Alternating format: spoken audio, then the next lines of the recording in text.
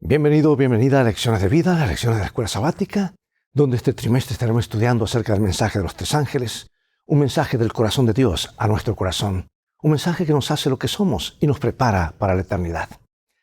1844 fue un año de grandes eventos en el cielo y en la tierra en el marco del gran conflicto entre el bien y el mal, entre Cristo y Satanás.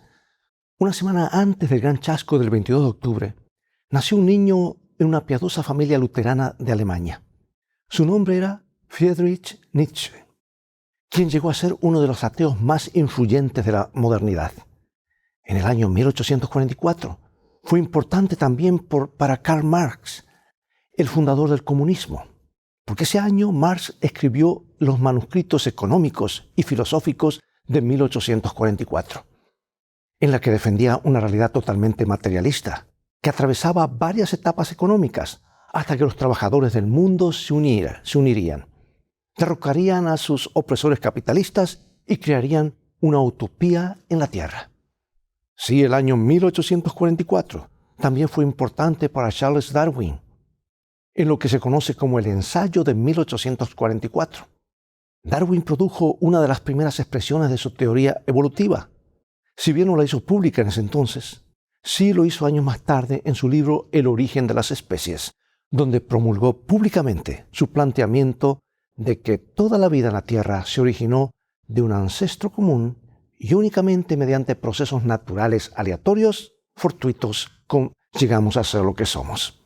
Sin embargo, el año 1844 fue el cumplimiento de la profecía de los 2300 días de Daniel 8:14, y el mismo año en que, de los vestigios del gran chasco, se plantaron semillas que producirían un movimiento mundial, cuyo mensaje central repudiaba la esencia de la ideología marxista, nietzscheana y darwiniana. Contra el marxismo, el movimiento adventista del séptimo día proclama que el gran conflicto entre Cristo y Satanás, no un flujo materialista de la historia, explicaba la historia mundial que terminaría no en una utopía comunista de fabricación humana, sino en el establecimiento sobrenatural del reino eterno de Dios. Y contra el darwinismo, el movimiento adventista del séptimo día inculca que la vida se originó no en el proceso natural y casual de la mutación aleatoria y de la selección natural, sino mediante el poder intencional del Dios creador, que en 6 días creó la vida sobre la tierra y luego descansó el séptimo día.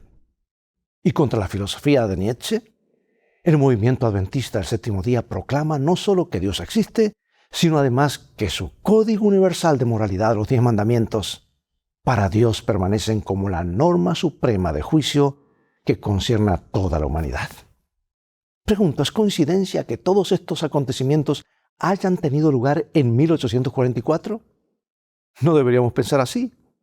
Marx, Nietzsche, Darwin, 3 figuras influyentes cuyo trabajo ha causado un daño irreparable a la humanidad.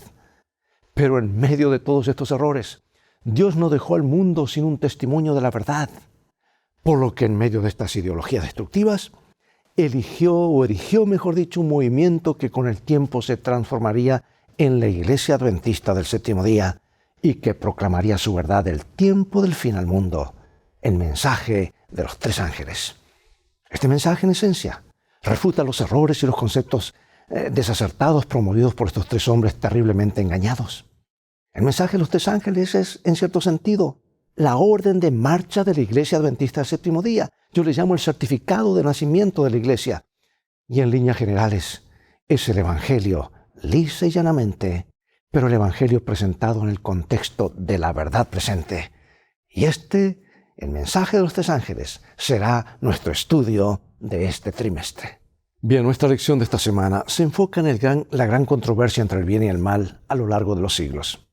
Apocalipsis 12 presenta 4 grandes episodios en este conflicto. Número 1, la rebelión de Lucifer en el cielo, su intento de destruir al niño Jesús, el ataque al pueblo de Dios durante la Edad Media y su ataque final al pueblo remanente de Dios en los últimos días.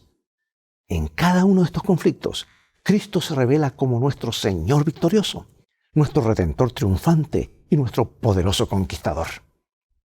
El pensamiento clave de nuestra lección de esta semana es que, a pesar de los feroces ataques de Satanás contra el pueblo de Dios, y sus intentos de destruirlos, Jesús gana y Satanás pierde. Este pensamiento es vital para prepararnos para comprender el mensaje de Apocalipsis para el tiempo del fin, que se encuentra en Apocalipsis 14, 6 al 12. Aunque el pueblo de Dios enfrentará opresión, persecución y encarcelamiento, así como un boicot económico y un decreto de muerte, tienen la absoluta seguridad de que en la cruz Jesús triunfó sobre los principados y potestades del infierno. Satanás es un enemigo derrotado. El mismo Jesús que nunca perdió una batalla con Satanás tampoco perderá la batalla final. Jesús llevará a su pueblo a la victoria en el conflicto final de la tierra. Hay tiempos difíciles por delante, sí. El pueblo de Dios enfrentará su mayor prueba en los últimos días de la historia de la tierra, pero podemos enfrentar nuestras pruebas futuras con la suprema confianza de que en Jesús, a través de Jesús y gracias a Jesús, nosotros también podemos salir victoriosos. Ve por tu Biblia y ya regresaré.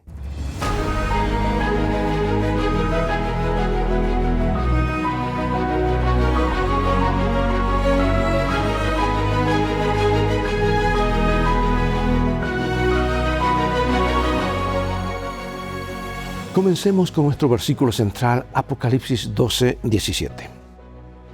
Entonces el dragón se airó contra la mujer y fue a combatir al resto de sus hijos, los que guardan los mandamientos de Dios y tienen el testimonio de Jesús. A lo largo de la historia, ha habido ejércitos que eran muy inferiores en número a sus contrincantes y que aún así ganaron importantes batallas. Y nosotros también estamos en una batalla de vida o muerte con un enemigo astuto. Luchamos en inferioridad de condiciones, contra todo pronóstico. Las fuerzas del mal parecen invencibles y aparentemente sufrimos ciertas pérdidas. La derrota, parece inevitable. La victoria se muestra casi inalcanzable. Y desde una perspectiva meramente humana parece que las fuerzas de Satanás nos agobiarán. Pero gracias a Dios, aunque estemos en inferioridad de condiciones, aunque humanamente hablando llevemos las de perder, aunque los ataques de Satanás sean feroces, con Jesús finalmente obtendremos la victoria.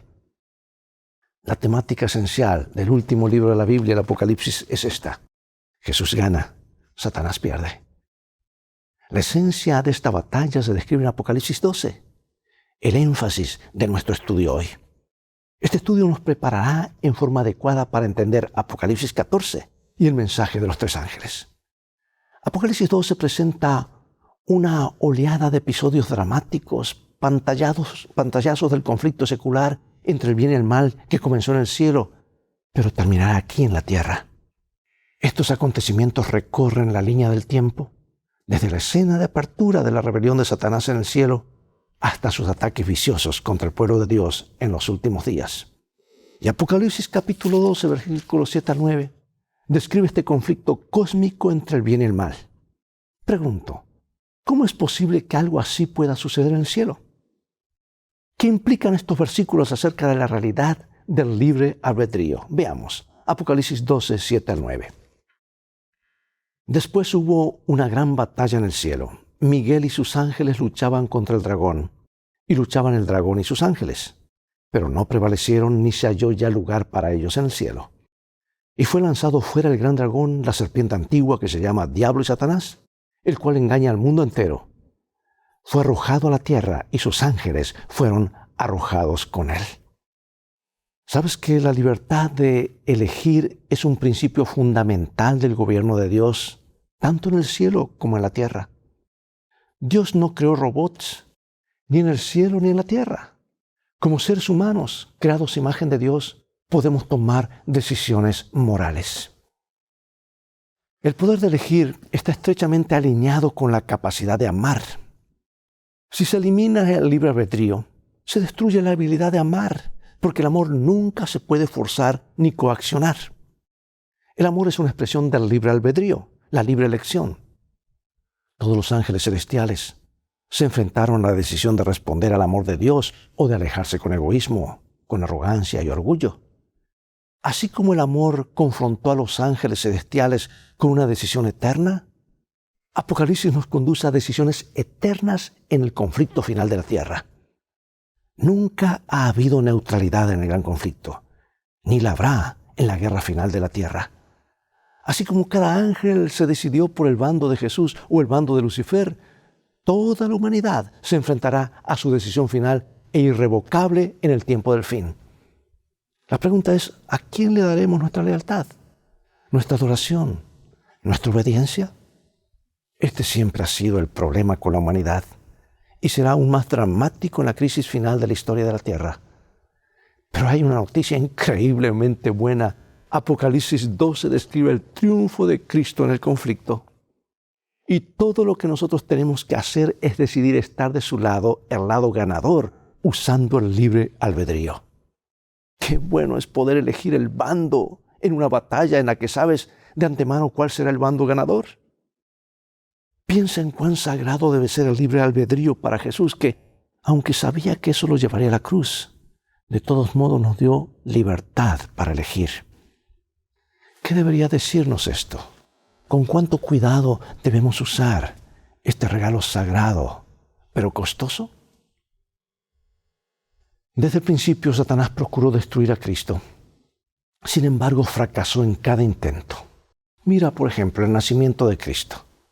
Un ángel advirtió a José y a María de los planes viciosos de Herodes y huyeron a Egipto. Jesús se enfrentó a las tentaciones más acuciantes de Satanás en el desierto con un escrito está. Y por ende halló protección en la palabra de Dios.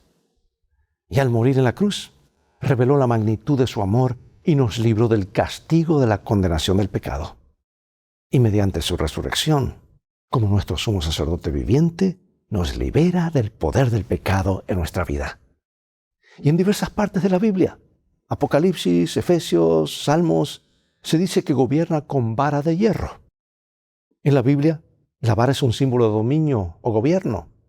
Una vara de hierro es símbolo de un gobierno inquebrantable, todopoderoso, invencible. Jesús enfrentó cada una de las tentaciones que enfrentamos nosotros, pero resultó vencedor. Amigo y amiga, el diablo es un enemigo vencido, derrotado. Cristo ha triunfado sobre él mediante su vida, su muerte y su resurrección. Como Jesús ya ha derrotado al diablo en la cruz del Calvario, nosotros también podemos ser victoriosos. La victoria de Cristo sobre Satanás fue completa, pero el gran conflicto entre Cristo y Satanás aún no ha terminado. Sin embargo, cuando aceptemos por fe lo que Cristo hizo por nosotros, se cancela nuestra deuda por los pecados y estos son perdonados. Somos perfectos ante Dios, ya que la justicia de Cristo nos cubre, como escribe el apóstol Pablo a los Filipenses capítulo 3, versículo 9. Hallado en Él, no en mi propia justicia que viene por la ley, sino en la que es por la fe en Cristo, la justicia que viene de Dios por la fe. Si recibimos perdón, no hay nada de lo que se nos pueda acusar. Jesús conquistó y venció para siempre lo peor que el pecado y la maldad podían hacerle. Atacó completamente el mal y lo superó. Y cuando aceptamos a Jesús por fe, su victoria es nuestra.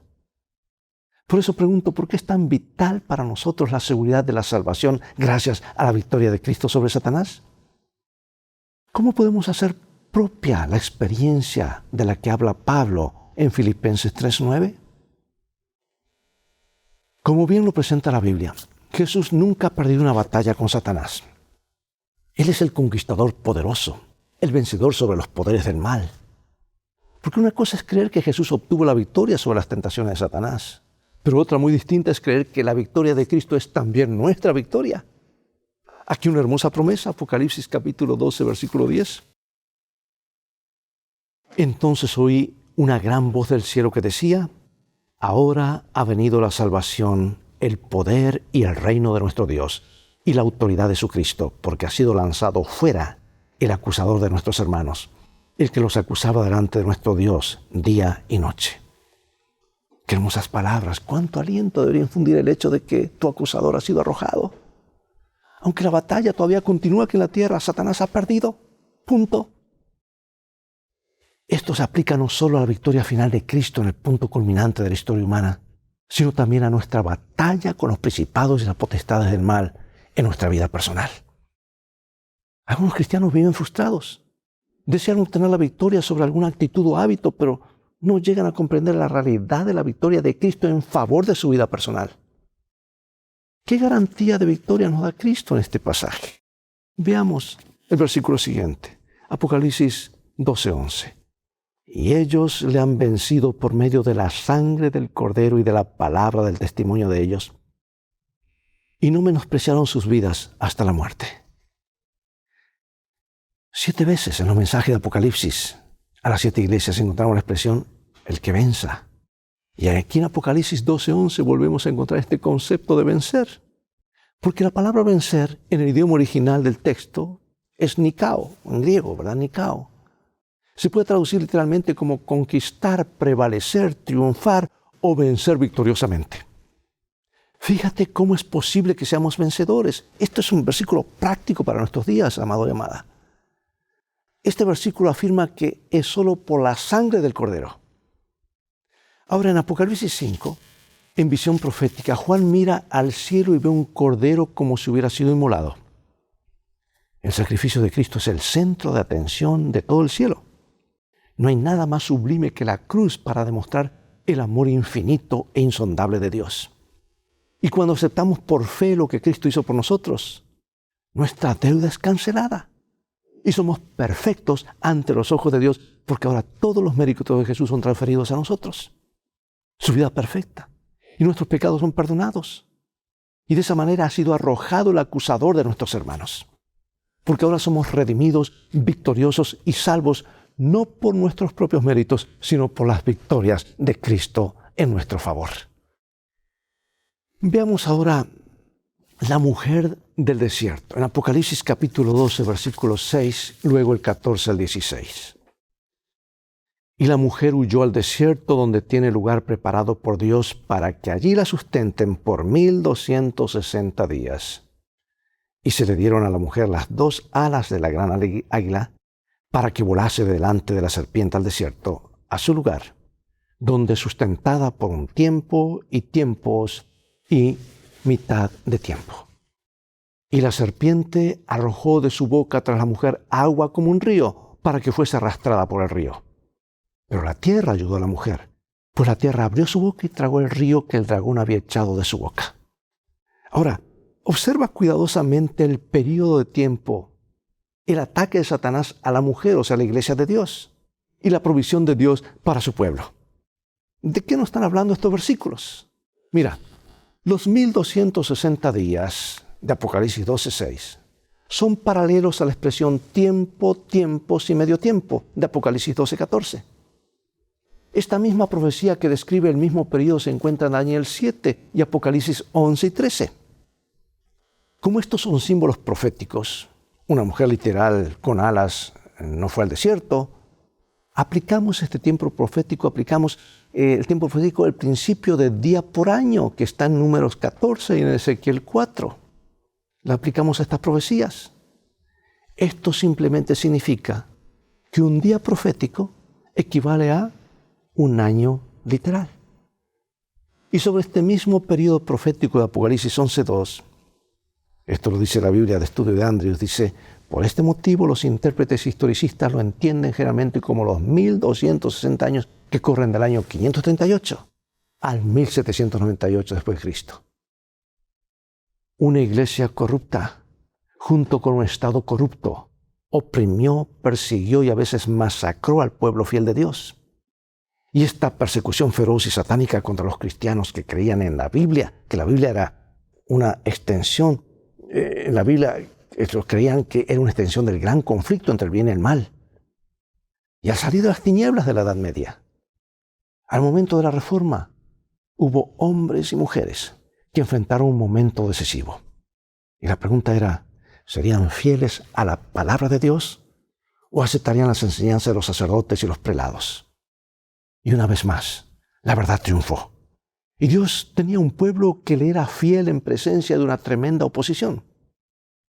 Hay algunas expresiones fascinantes y extremadamente alentadoras del cuidado de Dios en estos versículos.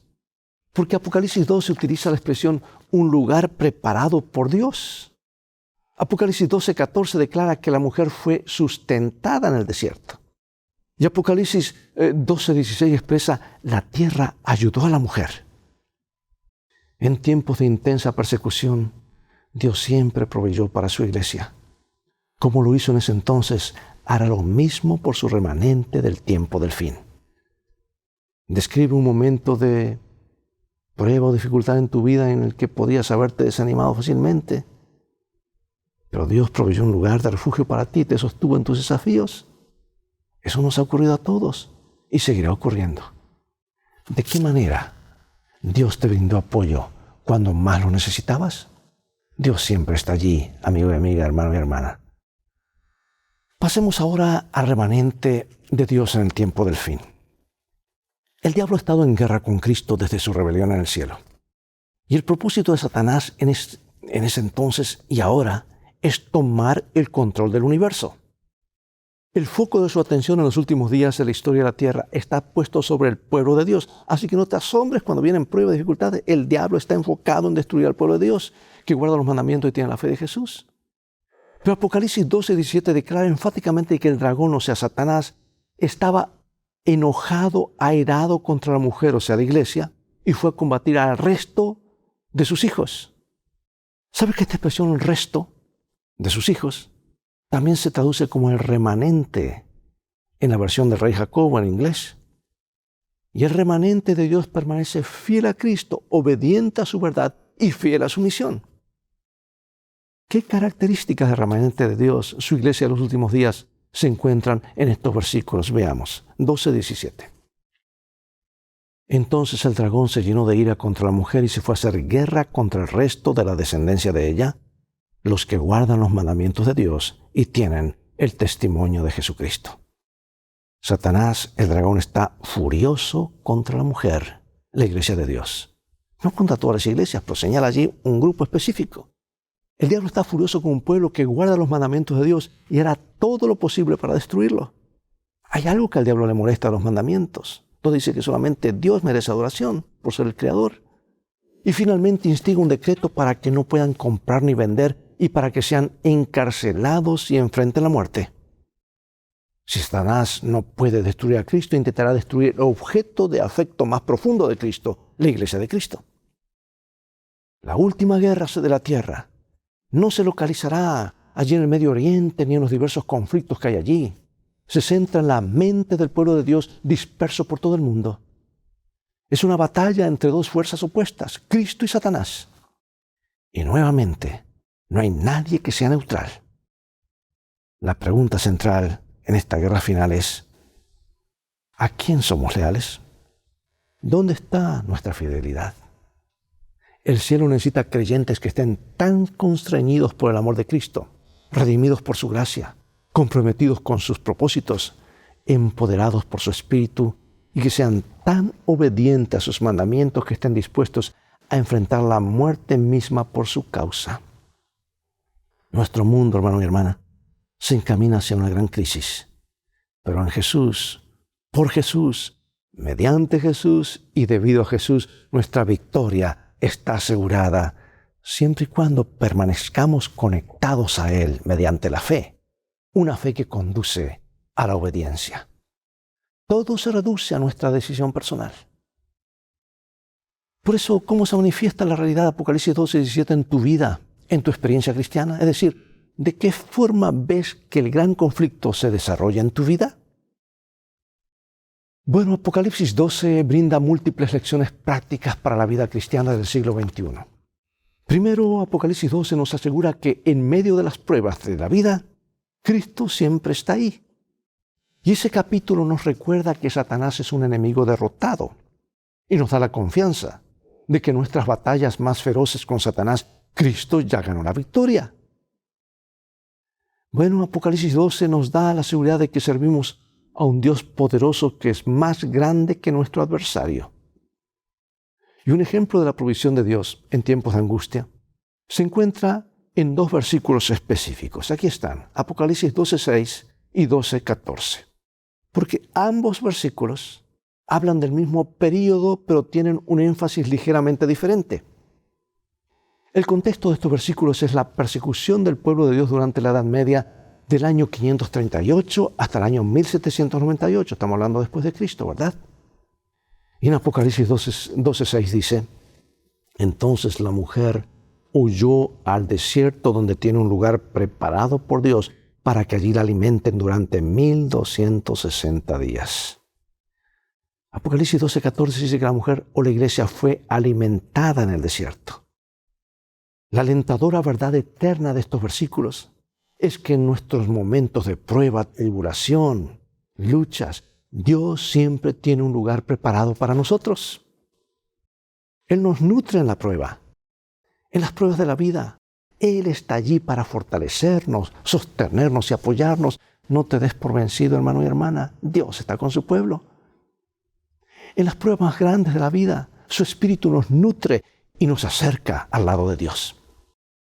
Las dos grandes lecciones que podemos aprender del estudio son: Cristo nunca ha perdido una batalla con Satanás y en el tiempo del fin su pueblo saldrá victorioso. Cualesquiera que sean las pruebas que enfrentamos, Dios está ahí para sacarnos triunfantes y sacar a su pueblo adelante. ¿No es esta una maravillosa seguridad? Acompáñame en oración. Padre Celestial, gracias por el libro de Apocalipsis, que es la revelación de Jesucristo para el tiempo final. Gracias porque la victoria fue ganada en la cruz del Calvario y su victoria es nuestra victoria. Podemos vencer por la aceptación, por fe de la sangre del Cordero y de la palabra del testimonio.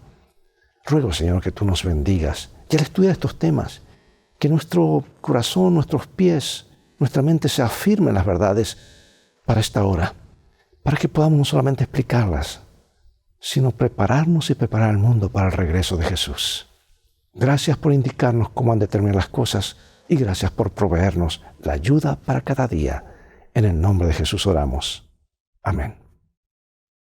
Bueno, es todo el tiempo que tenemos por hoy. Ha llegado el momento de despedirnos. Será hasta el próximo programa de la serie Lecciones de Vida. Invita a otros a sintonizar este canal y transfórmate tú mismo en un canal de bendiciones. Mientras tanto, Dios te bendiga y recuerda, tú vales mucho para Jesús. Él te ama más de lo que puedes imaginar. En el viaje de la vida, las cosas van a terminar bien si haces de los principios de la Biblia tu GPS y a Jesús como tu guía. Maranatha.